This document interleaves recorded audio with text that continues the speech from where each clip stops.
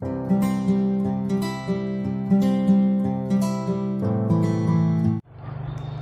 Friends, welcome back to my channel Deep classes. आज के video में हम कथा रचना की भारतीय परंपरा के अवसान और उसके कारणों के बारे में जानेंगे। हमारा आज का टॉपिक स्टार्ट करने से पहले अगर आप हमारे चैनल पर नए हैं या आपने अभी तक हमारे चैनल को सब्सक्राइब नहीं किया है तो इसे सब्सक्राइब कर लें, जिससे हमारे आने वाले वीडियो के सभी नोटिफिकेशंस आप तक पहुंच सके। तो चलिए बिना देरी किए हम अपना आज का टॉपिक स्टार्ट करते हैं। क्वेश्चन है, कथा रचना की भारतीय परंपरा के अवसान और उसके कारणों का उल्लेख कीजिए।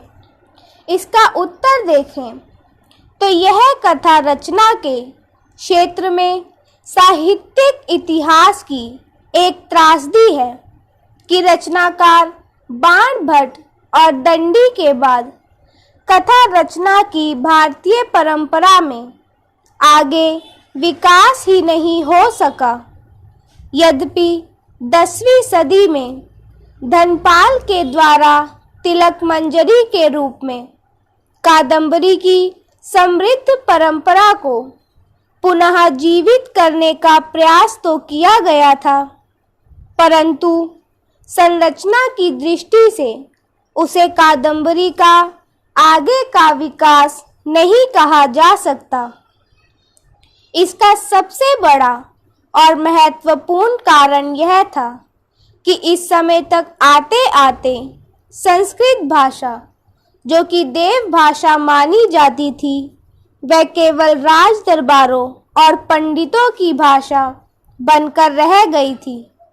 और इसके साथ साथ चूंकि 10वीं शताब्दी के बाद धीरे धीरे कथा और काव्य जैसी रचनाओं को राजाश्रय प्रदान करने वाले हिंदू शासक समाप्त हो गए थे, अतः संस्कृत काव्य की परंपरा बहुत कमज़ोर हो गई और संस्कृत के बाद फारसी भाषा के केंद्रीय सत्ता में आ जाने से वही तत्कालीन काव्य रचना का माध्यम बनकर उभरी।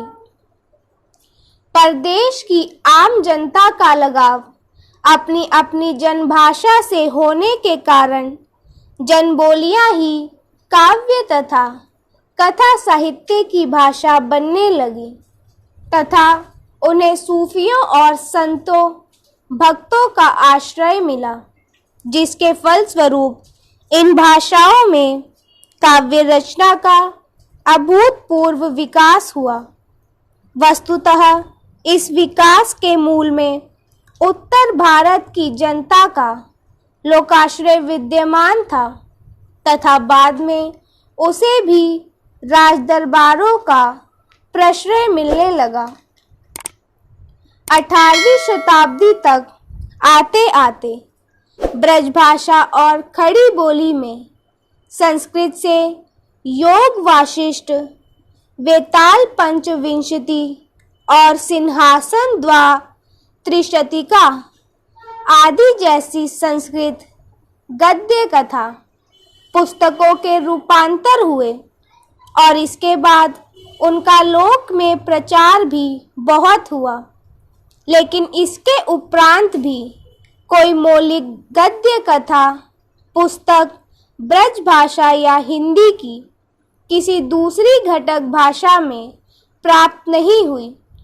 तथापि 19वीं शताब्दी के पूर्व खड़ी बोली हिंदी में केवल 2 मौलिक गद्य कथा पुस्तकें, जिनमें मुल्ला वहजी कृत सबरस और सैयद इंशा अल्लाह खां कृत रानी केतकी की कहानी उपलब्ध होती है।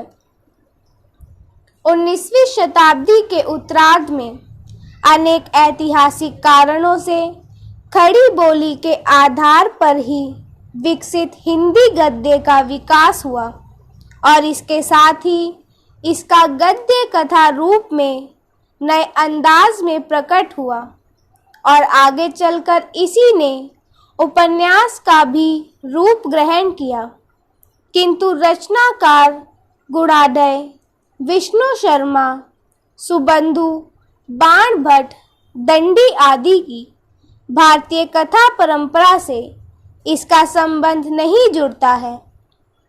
तो इसी के साथ हमारा आज का टॉपिक यही खत्म होता है, जिसमें हमने जाना कथा रचना की भारतीय परंपरा के अफसान और उसके कारणों के बारे में। अगर हमारा आज का वीडियो आपको पसंद आया हो तो वीडियो को लाइक एंड शेयर करें और हमारे आने वाले सभी वीडियो के नोटिफिकेशंस के लिए हमारे चैनल को सब्सक्राइब करें। Thank you for watching.